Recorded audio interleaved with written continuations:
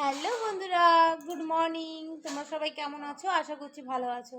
তো বন্ধুরা, সকাল সকাল সব কাজবাজ সেরে নিয়েছি। তারপরে রুটি তরকারি করে নিয়েছি। তো সকালে টিফিন খাওয়া হয়ে গেছে। কি বাবাই?